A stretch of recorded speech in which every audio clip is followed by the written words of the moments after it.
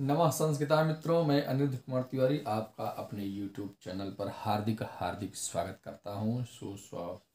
सुप्रभातम।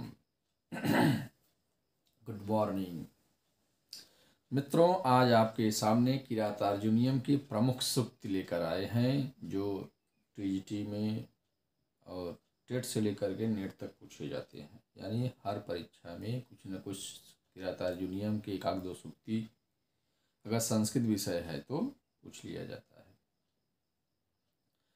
मित्रों, किरातार्जुनीयम के प्रथम सर्ग के प्रमुख सूक्तियां। अब परिचय सबका हो गया है, फिर दोहरा दे जिससे कि आपको याद हो जाए, कुछ भूल रहे हो याद आ जाए। तो किरातार्जुनीयम किसकी रचना है? भारवी की रचना है। भारवी जी किस समय में थे? तो 6ठी शताब्दी में थे।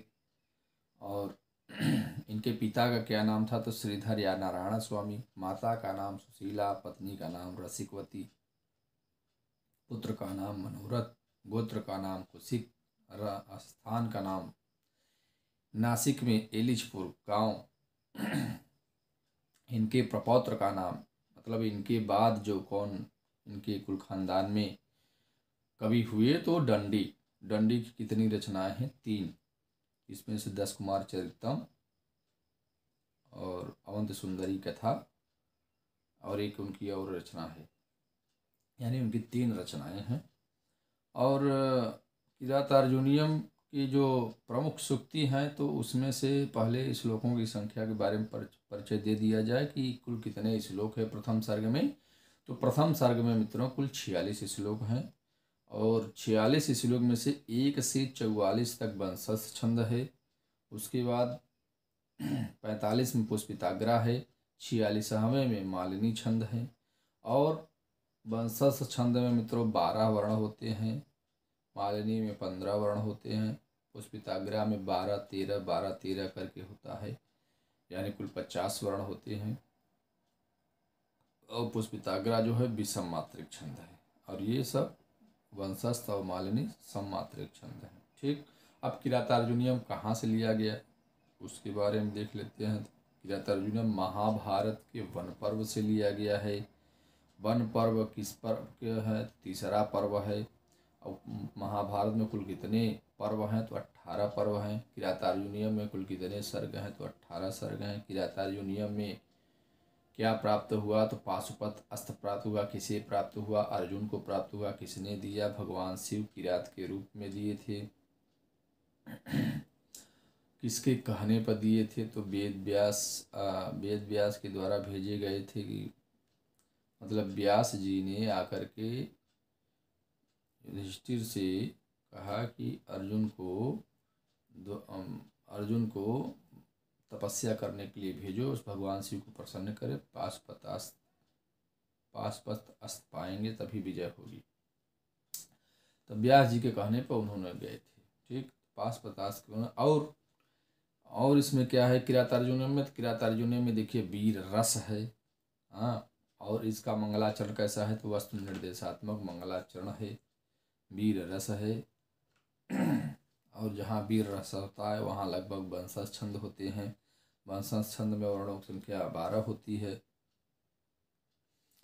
और मित्रों, किरातार्जुनीयम की प्रमुख सूक्तियाँ चलिए बातें हैं जो हमने पहले कल वीडियो में डाल दिया था, लेकिन देखा उसका कोई लाइक सब्सक्राइब नहीं हुआ तो हम सोचे पढ़ दे, तब सब लोग पढ़ेंगे। तो पहला श्लोक है श्रेय करोड़ाम अधिपस्य पालने। उसी का लास्ट लाइन है न ही प्रियम प्रवक्तुमिच्छन्ति मृषा हितैषिणः। यह प्रश्न पूछा भी गया था 2016 में भी, 21 में भी कि हितैषिणः में कौन सी विभक्ति है? हितैषिणः में 1 की पावर 1। और देखिए मित्रों, हितम मनोहारि च दुर्लभम वचः।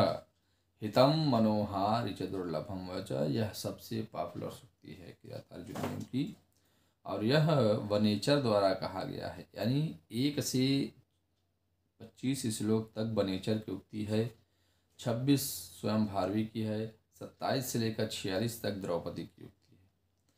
तो यह भी बात ध्यान में रखते रहेंगे। स किं सखा साधुन शास्त्रियोधिपम् स किं सखा साधिन शास्त्रियोधिपम् हितं न यः संसृणुते स किं प्रभु स किं सखा साधुन शास्त्रियोधिपम् हितं हितान्न यः संसृणुते स किं प्रभु। यह भी श्लोक बहुत पूछा गया है। एक का 5वां श्लोक हितान्न यः संसृणुते स किं प्रभु 2021 में ही पूछ लिया गया था कि हितान्न किस सूत्र से पंचमी लगा हुआ है, तो इसमें आख्यातोपयोगी माना था आयोग। वरम विरोधोपि समम महात्मभिः वरम विरोधोपि समम महात्मभिः यह भी 8वां श्लोक है। गुणानुरोधेन विना न सत्क्रिया 12वां श्लोक। अहो दुरंता बलवद्विरोधिता 23वां श्लोक। फिर 25वां प्रवृत्ति सारा खलु मादृशां गिरः प्रवृत्ति सारा खलु मादृशां गिरः 25 श्लोक। फिर देखिए द्रौपदी की उक्ति आ गई, यानी 25 के बाद अब 30वां श्लोक पढ़ेंगे। व्रजन्ति ते मूढधियः पराभवं भवन्ति माया विसूयेन मायिनः 30वां श्लोक। ये द्रौपदी की उक्ति बहुत पूछा जाता है। व्रजन्ति ते मूढधियः पराभवम्। अब आता है 33वां, देखिए। अबन्धकोपस्य मनो विहन्तुरापदां भवन्ति वस्यः स्वयमेव देहिनः अबन्धकोपस्य विहन्तुरापदां भवन्ति वस्यः स्वयमेव देहिनः 33वां श्लोक है। फिर 36वां देखिए। अमर्षशून्येन जनस्य जन्तुना न जात हार्देन वेद्विषादरः अमर्षशून्येन जनस्य जन्तुना न जात हार्देन वेद्विषादरः 36वां श्लोक। फिर देखिए 37वां देखिए। विचित्ररूपा खलु चेत्तविरक्तयः विचित्ररूपा खलु चेत्तविरक्तयः विचित्ररूपः खलु चेत्तवृत्तयः 37वां श्लोक द्रौपदी की उक्ति बहुत पॉपुलर। फिर 41 नंबर पे आइए।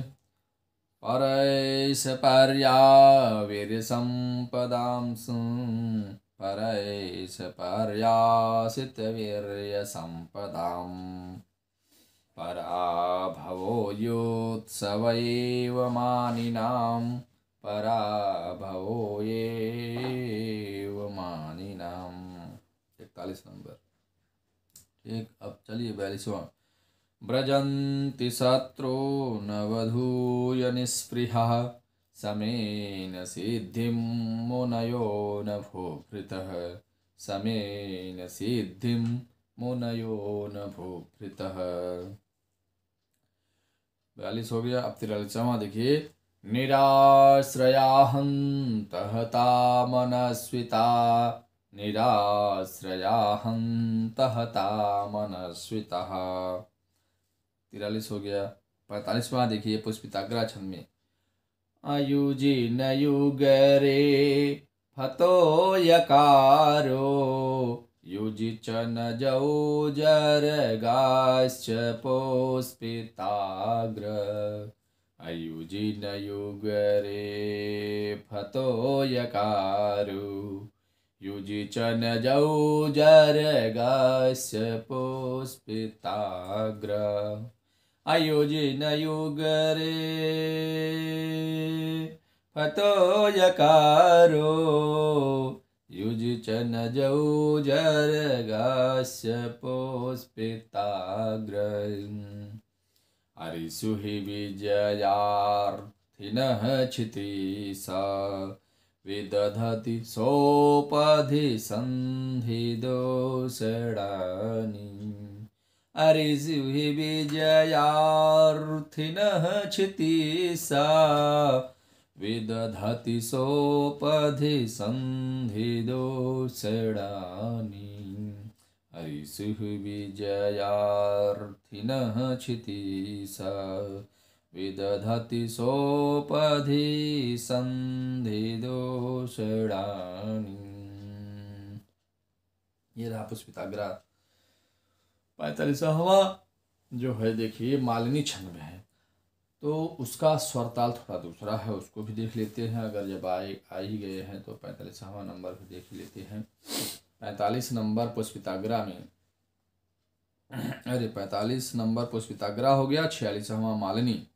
मालिनी ननमययुतेयं मालिनी भोगिलोकै ननमययुतेयं मालिनी भोगिलोकै ननमययुतेयं मालिनी भोगिलोकै ननमययुतेयं मालिनी भोगिलोकै विधि समय नियोगा दीप्ति संहार जिह्महि शिथिलवसुमगाधे माग्नमापत्य योधौ रिपुतिमुरमुदास्यो दीयमानं दिनादौ दिनकृतमिव लक्ष्मे त्वां संभ्ययेतु भूयः।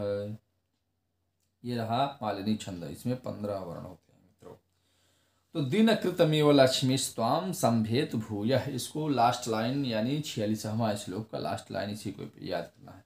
दिनकृतमेव लक्ष्मी स्वाम संभेत भूयः दिनकृतमेव लक्ष्मी स्वाम संभेत भूयः दिनकृतमिव लक्ष्मी स्वां संभेतु भूयः दिनकृतमिव लक्ष्मी स्वां संभेतु भूयः दिनकृतमिव लक्ष्मी स्वां संभेतु भूयः दिनकृतमिव लक्ष्मी स्वां संभेतु भूयः दिनकृतमिव लक्ष्मी दिनकृतमेव लक्ष्मी स्वां संभेतु भूयः दिनकृतमेव लक्ष्मी स्वां संभेतु भूयः दिनकृतमेव लक्ष्मी स्वां संभेतु भूयः दिनकृतमेव लक्ष्मी स्वां संभेतु भूयः दिनकृतमेव लक्ष्मी स्वां संभेतु भूयः दिनकृतमेव लक्ष्मी स्वां संभेतु भूयः। देखिए लक्ष्मी स्वां संभेतु भूयः, लक्ष्मी पदांक इसीलिए कहा गया कि प्रत्येक सर्ग के अंतिम श्लोक में लक्ष्मी का वर्णन किया गया है। देखिए यहाँ लक्ष्मी मिल गया, लक्ष्मी स्वां और श्रियः करोड़ाम अधिपस्पालिनी प्रथम सर्ग के प्रथम श्लोक में श्री शब्द से शुरू होता है, लक्ष्मी पर समाप्त होता है। दिनकृतमिव लक्ष्मी स्वां संभेतु भूयः दिनकृतमिव लक्ष्मी स्वां संभेतु भूयः। मालिनी छंद मित्रों 15 वर्ण का होता है। एक एक वर्ण आप गिन लेंगे तो उसमें 15 वर्ण आएगा, एक लाइन में 15 वर्ण।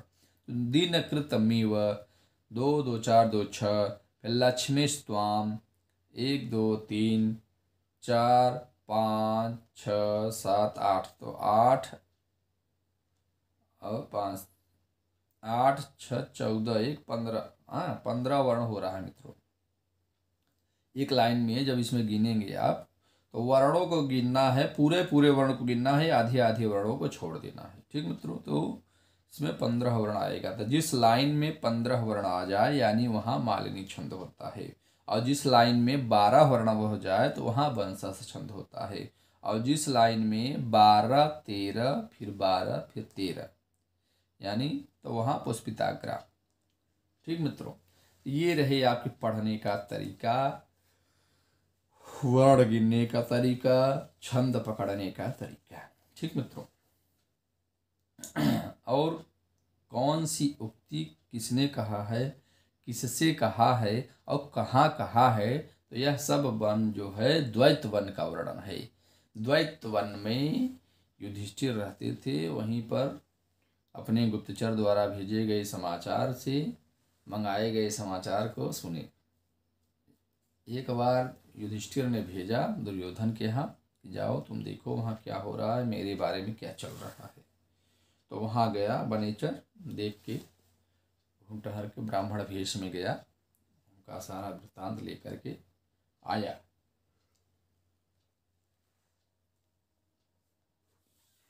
मित्रों और बता दे इसका कुछ जो जैसे होते हैं कि शब्दार्थ, तो कुछ शब्दार्थ भी पूछे गए हैं, उसको भी देख लीजिए। हिरण्यरेतसम, तो हिरण्यरेतसम माने क्या होता है, अग्नि। फिर वासवः किसके लिए आया है, तो वासवः इंद्र के लिए आया है। धनंजय किसके लिए आया है, तो वह भी इंद्र के लिए आया है। वसु माने क्या होता है, तो धन, वसु माने धन, और वासवः माने इंद्र। वासवः माने इंद्र मित्रों, अर्जुन नहीं, इंद्र। वासवः माने इंद्र। हाँ, वसुः माने धन, तो वसु को जीतने वाला कौन था, यानी धन को जीत कर कौन आता था, तो इंद्र, अर्जुन आते थे। यहाँ अर्जुन वल्कवंशेसी, ऐसे एक सूक्ति है, वल्कवंशासी, तो उसमें जो है कि वल्कों को जीतने वाला कौन, तो अर्जुन का प्रयोग वहाँ के लिए।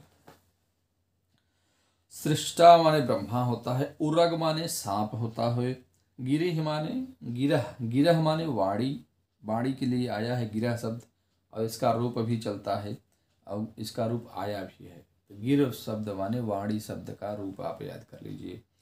फिर खलु माने निश्चय होता है, यह अव्यय शब्द है। अदेव मातृका, सिंचाई के साधन, 2013 और 16 पूछे गए प्रश्न। धृत संयमौ कौन है, धृति संयमौ यानी नकुल और सहदेव हैं। कुरुणापधीपः कौन है, कुरुणामधीपः, कुरुणामधीपः दुर्योधन के लिए आया है। महिभुजा, महिभुजे, तो महिभुजे किसके लिए आया है, तो युधिष्ठिर के लिए आया है। महिभुजे में कौन सी विभक्ति है, तो चतुर्थी विभक्ति एक वचन है। महिभुजे में दो प्रश्न बना था, महिभुजे किसके लिए आया है, तो युधिष्ठिर के लिए, और महिभुजे में कौन सी विभक्ति है, तो चतुर्थी विभक्ति एक वचन है। और कृत प्रणामः माने कृतः प्रणामः येन सह, कृत प्रणामः यानी कौन से इसमें समास है, तो इसको देख लीजिए।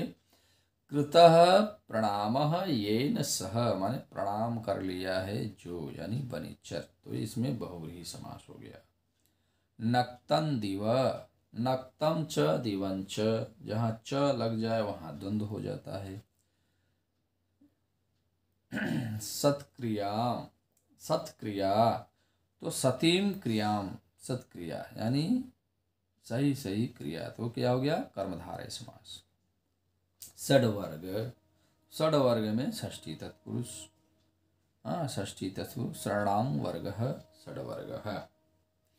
वंशस्थ छंद में मित्रों कितने वर्ण होते हैं, 12। और अगर ये जगड़ मगड़ तगड़ रगड़ वाला पूछ लिया जाए तो इसमें कैसे होता है, जतऊ जरऊ, तो लास्ट की वो जतऊ तो वंशस्थमुदीरितं जरऊ, जतऊ तो वंशस्थमुदीरितं जरऊ, तो जतऊ और जरऊ को पकड़ना है बस। ज से जगण, तव से तगड़, फिर ज से जगण और रव से रगड़, तो यही 4 गण होते हैं। और एक गण में मित्रों 3 वर्ण, 3 अक्षर होते हैं, तो 3 चौक 12 वर्ण कुल होते हैं।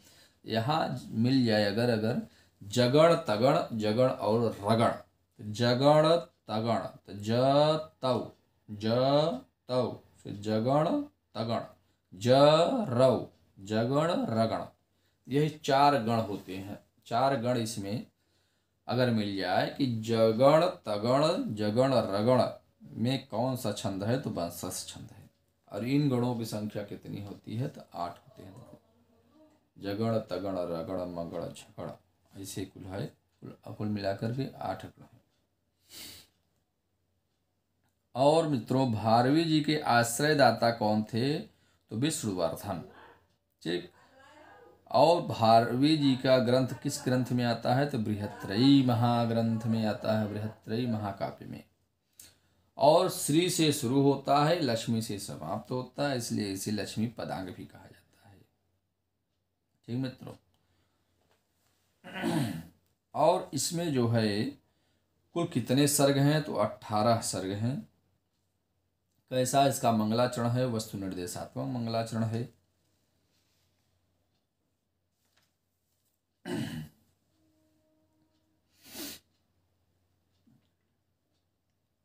भारवी जी किस लिए प्रसिद्ध हैं? तो उसको भी देख लीजिए। भारवी जी अर्थ गौरव, चित्रालंकार और अर्थ गौरव के लिए प्रसिद्ध है, फिर चित्रालंकार के प्रसिद्ध है, फिर आत्रपति उपाधि के लिए प्रसिद्ध है। आत्रपति माने सोने की छाता के लिए। और किरातार्जुनियम पर कौन सा टीका लिखा गया है मित्रों? तो किरातार्जुनियम पर घंटापथ नाम का टीका लिखा गया है। किसने लिखा है? तो मल्लीनाथ सूरी ने लिखा है। घंटापथ का अर्थ क्या होता है? यानी राजमार्ग होता है। ठीक मित्रों। और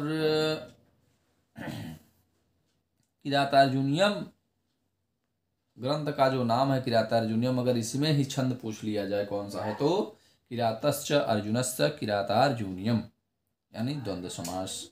और अगर किरातार्जुनियम में पूछ ले प्रत्यय कौन सा लगा है मित्रों, यह भी प्रश्न पूछा था, तो किरातार्जुनियम में 6 प्रत्यय लगा है। और 6 प्रत्यय को क्या आदेश होता है? तो ये आदेश होता है, जिससे बना है किरातार्जुनीय। फिर किरातार्जुनियम, अब जो ग्रंथ वो होते हैं वह जो है नपुंसक लिंग में अक्सर होते हैं, इसलिए उसमें किरातार्जुनियम बन गया है।